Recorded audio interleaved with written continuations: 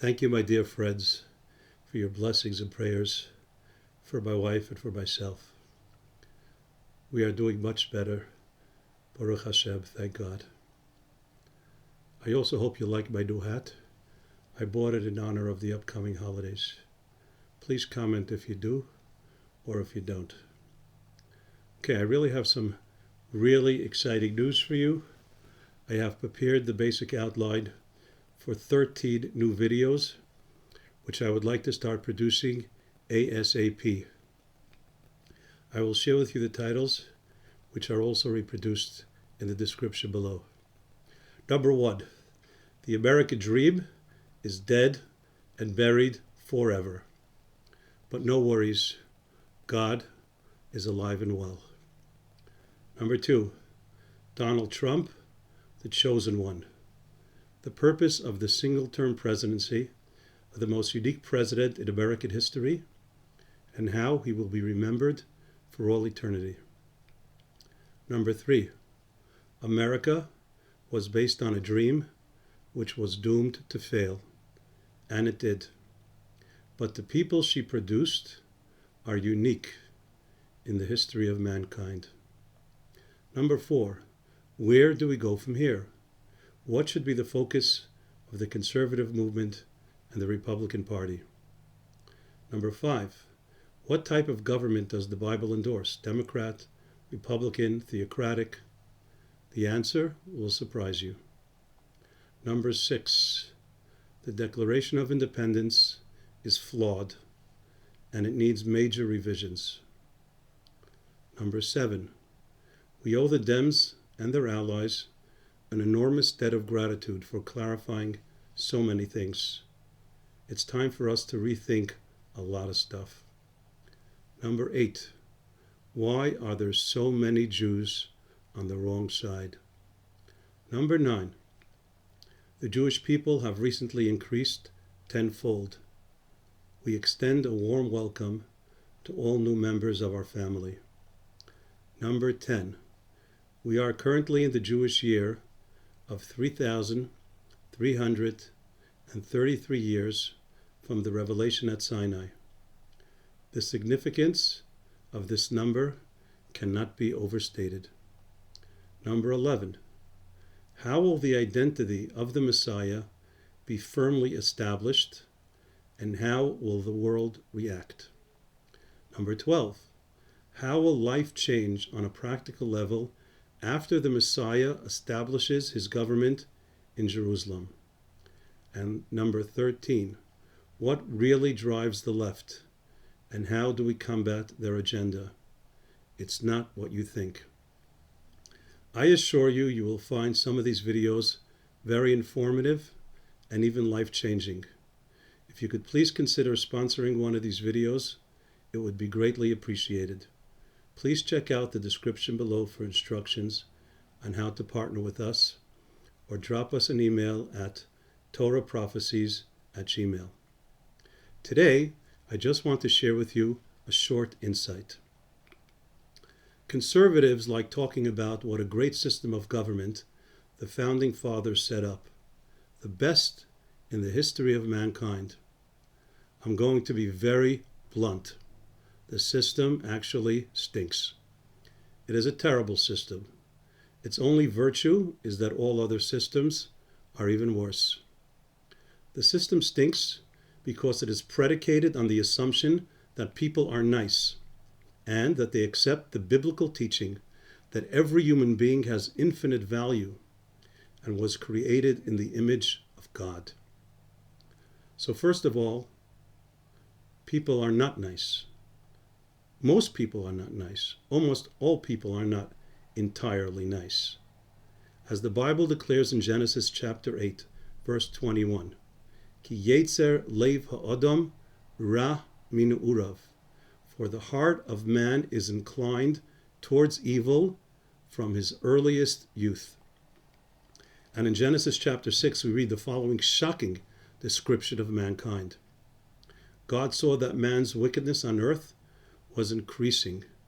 Every impulse of his innermost thought was only for evil all day long. God regretted that he had made man on earth, and he was pained to his very core. By the way, that was from one of the greatest translations of the Bible ever written by the late, great Rabbi Aryeh Kaplan of blessed memory. Now, obviously, when the Bible talks about God regretting what he did, it is not meant to be taken literally. It is hyperbole, meant to convey a powerful message of how incredibly evil mankind had become. So, if the elected members of government are, like the rest of us, basically mean-spirited, and furthermore, they do not accept, and they even mock the idea that human beings were created by God and endowed with infinite value. Rather, they believe that human beings are simply accidents of evolution, essentially no different than worms and mosquitoes and even rocks, with absolutely no intrinsic value. In that case, the system of democracy is entirely useless. A democracy is no different than an oligarchy. Why is it feared that people who are in power, because they won an election, many times by a razor-thin margin, or even if it's by a larger one, but why should they have the power to control half, or even a significant portion of the population that did not vote for them? Now, of course, you need some kind of system because someone has to rule. But nonetheless, the system stinks. And I'm not even talking about the depths of mean-spiritedness and spiteful, vengeful maliciousness to which the current Democratic Party has sunk. Not only do they completely ignore the will of at least half of our nation, they completely refuse to acknowledge that we are even human beings. They regard us as subhuman, mindless, extremists, domestic terrorists. But even with a normal government, Democrat or Republican, whoever controls the Senate and the presidency rams their agenda down the throats of all Americans who did not vote for them, and often even those who did vote for them. The Declaration of Independence proclaims everyone's inalienable rights to life, happiness, and freedom. But it does not talk about everyone's right to be heard and to be listened to be cherished, and to be respected. The Constitution, which conservatives worship as the most amazing document ever written, gives us freedom of speech and the freedom to protest and to criticize the government. But what is all that worth if hundreds of millions of people could protest and scream at the top of their lungs until they are blue in the face, and the ruling class totally ignores them and even makes believe that they don't exist? They cancel not only their voices and opinions, but their very being. This year, we celebrate, as mentioned, 3,333 years since God descended on Mount Sinai and gave us his precious Torah, the Bible.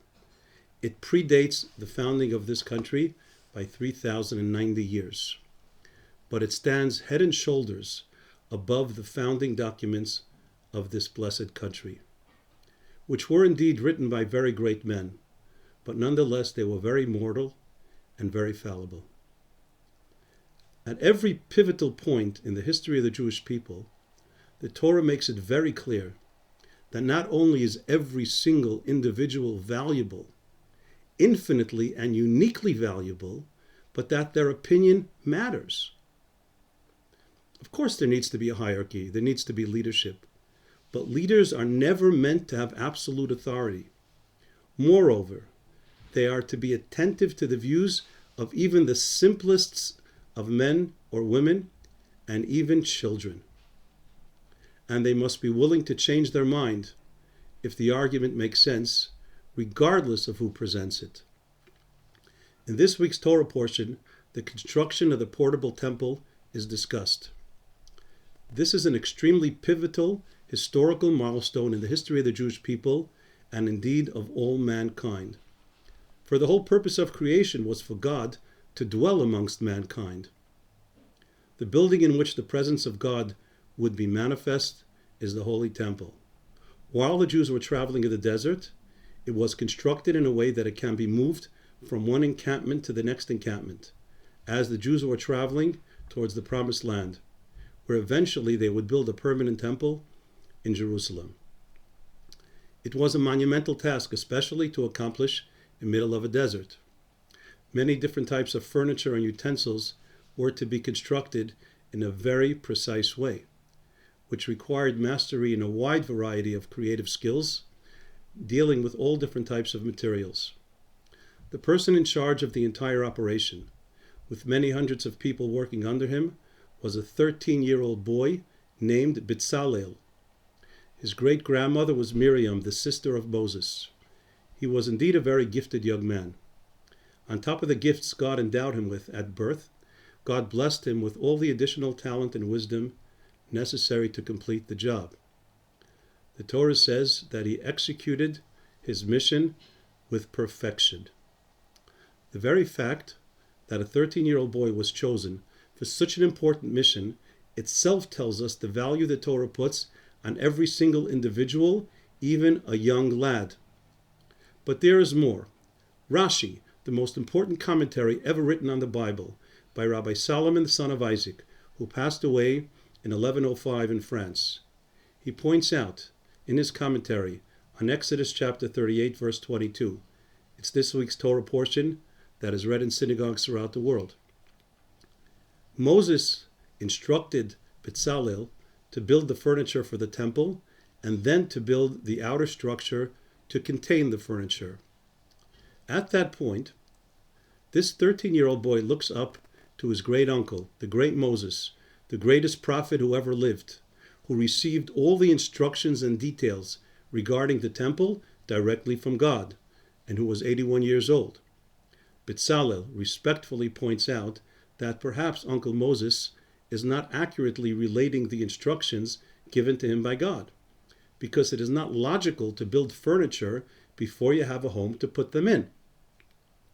Moses' response was that he was wrong and Bezalel was right. God actually did tell him to do it the way Bezalel had suggested. Now, the very fact that such a thing could have happened is mind-boggling. How is it possible that Moses, the greatest prophet of all times, who was meticulous in relating the words of God with the utmost precision, could have made a mistake? And he had to be corrected by his 13-year-old great-great-nephew? But what is even more incomprehensible is that this story was recorded for all eternity, for it has the potential to cause incredible damage to the validity of the entire Torah. If Moses could make a mistake in relating the word of God, why in this world would this episode be recorded and carefully transmitted generation after generation, when the possibility of negative consequences is huge? Now, this was obviously a setup. God deliberately had Moses make this mistake, only to be corrected by his 13-year-old great-great-nephew. But why? Because the message is so important. It is even worth the risk of undermining the validity of the accuracy of the transmission of the Torah. The fact that the great Moses is ready to listen to this young boy with an open mind and admit his mistake is one of the greatest lessons of the Bible. Yes, Moses was the greatest prophet of all time. Not even the Messiah will outperform him in prophecy. He was also the humblest of men ever to roam the face of the earth. But he is still just a man. And in this respect, his greatness does not undermine the uniqueness, greatness, and value of every single Jew, no matter how old or how young, how scholarly or how ignorant. A similar episode early in the book of Exodus occurred, this time with the father of Moses, Amram, who was the leader of his generation. According to the Talmud in Tractate Baba Basra, page 17, Amram was one of a very select group of only 4 individuals who led a perfect life and never sinned even once in his entire life. In chapter 2, earlier in Exodus, Rashi tells us that after Pharaoh decreed that all Jewish male babies are to be murdered by throwing them into the Nile, Amram immediately separated from his wife. What was the purpose of having children if there was a 50% chance that they would be murdered the day they were born? In any case, he already had 2 children, Miriam and Aaron, and he had already fulfilled the biblical mitzvah, the biblical injunction to have children, the minimum of which is 1 boy and 1 girl. Now, obviously, if the leader of the generation separated from his wife, everybody else followed his lead, and no more children were being born. The 7-year-old Miriam approached her father and told him that in a way he was doing something worse than Pharaoh. Pharaoh decreed to end the life of all male children, but you, Dad, you want to prevent even the birth of females. Amram said to his wise little daughter, "You're right." He got back together with his wife, and Moses was born. And the rest is history. The lesson is the same. The Torah does not only protect the rights of every individual to life and freedom and the pursuit of happiness. It teaches us to respect the views and opinions of every single individual to the extent that even the opinion of a child is seriously considered by the greatest prophets and the greatest leaders of all time. What a powerful message. Shabbos.